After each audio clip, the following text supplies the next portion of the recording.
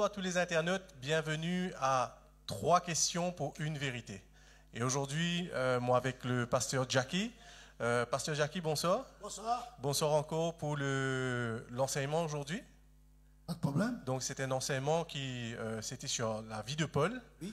Donc dis-moi, écoute, comment une personne, très rapidement, une personne comme Paul, sur la vie, interpelle? C'est une vie extrêmement intéressante du point de vue humain, parce que cet homme, c'est un homme pratique. C'est pas seulement du point de vue spirituel, c'est merveilleux, mais humainement parlant, il est un exemple. D'accord.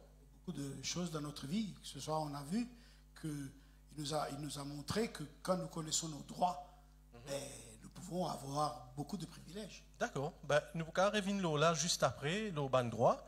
Mais au commencement, pasteur Jackie, on commence là quelque chose comme quoi que la justice de l'homme dans ce monde, nous pas trouve la justice arriver. Et donc, comment nous, en tant que chrétiens, nous sommes capables de vivre dans un monde que des fois la justice pas faire pour nous? C'est tout à fait logique. Un homme injuste ne peut pas faire une justice juste.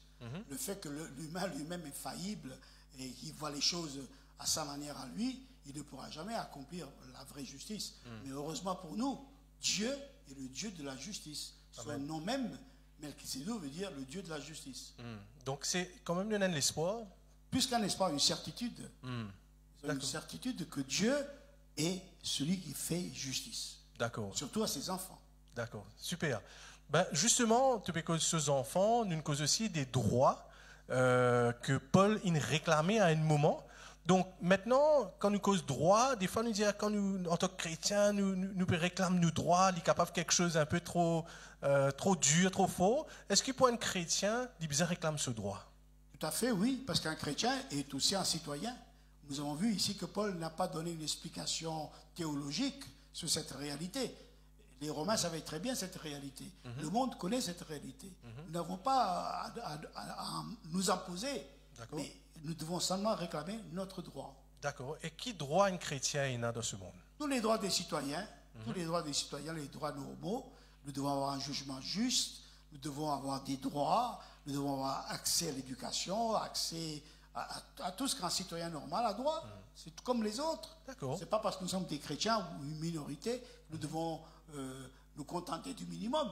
Dieu nous a donné le même droit que les autres. D'accord. Et maintenant, comme tu disais, nous ne pas qu'à contenter du minimum, mais avec Jésus, nous avons le maximum. Qui droit nous a en tant que citoyen du ciel? Tous les droits. D'accord. Jésus nous a dit dans Matthieu 6, 33, nous a dit de chercher d'abord son royaume et sa justice. Pour tout le reste, lui s'en occupe. Ils ont tous les droits. Tous les droits. Est-ce que Moi, je suis un témoignage vivant de cela. D'accord. Je suis venu de ce pays, j'avais strictement rien et Dieu m'a tout donné. D'accord.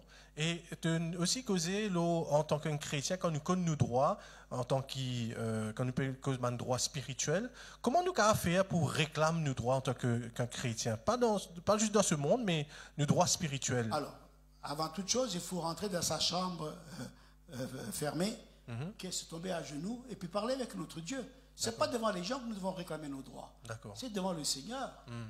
Trop souvent, nous réclamons nos droits devant les gens. Nous essayons d'influencer les gens, d'obtenir, de menacer, de réclamer. Mais ce n'est pas comme ça. La Bible dit que le cœur du roi est dans la main du Seigneur. Okay? Donc, c'est Dieu qui dirige toutes choses. Il faut dire au Seigneur, avoir une vie de prière, une vie de consécration. Donc, ce que tu veux dire, c'est qu'un chrétien, il réclame ce droit à genoux. À genoux. À genoux, premièrement. Dans l'intimité. D'accord. Dans l'intimité. D'accord. Vous pensez que c'est un message important pour un chrétien qu'on pense ça? Dans l'intimité. Super. Et dernière question, te dire aussi que quand nous vivons un chrétien, nous devenons un noble. C'est-à-dire, pas ici un citoyen, mais nous rentrons dans une catégorie, nous allons dire, du roi, de la famille du roi, si nous allons dire comme ça. Tu peux expliquer un petit peu plus là, s'il te plaît? Absolument. C'est incroyable quand nous réalisons que la Bible nous appelle enfants de Dieu. N'est-ce pas? Membres de la famille de Dieu, concitoyens il y a des termes extrêmement forts qui nous font comprendre que le chrétien a des privilèges extraordinaires devant Dieu. Du moment que nous devenons enfants de Dieu, nous avons cette noblesse spirituelle qui nous distingue vis-à-vis des autres. La Bible nous dit que Dieu ne peut pas ne pas exaucer la prière d'un juste. Okay. Le roi David disait justement, j'ai été jeune, je suis devenu vieux, mais je n'ai jamais vu un juste manquer de quoi que ce soit. Tout à fait. C'est impossible. D'accord. Ben, pour les internautes qui nous regardent, comment un dimoun qui pas connu bon Dieu, il can venir noble dans le Seigneur aujourd'hui? Il doit donner son cœur à Jésus-Christ. Je l'ai dit tout à l'heure dans l'enseignement. Il faut que cette personne réalise que s'il ne vient pas à Christ, il commet le pire crime qu'un être humain peut commettre sur cette terre. Refuser le pardon de Dieu, c'est le pire crime qu'on peut commettre. Jésus a payé pour tous nos péchés, toutes nos maladies, tous nos malheurs, et refuser cela, c'est un crime abominable. C'est vrai, tout à fait.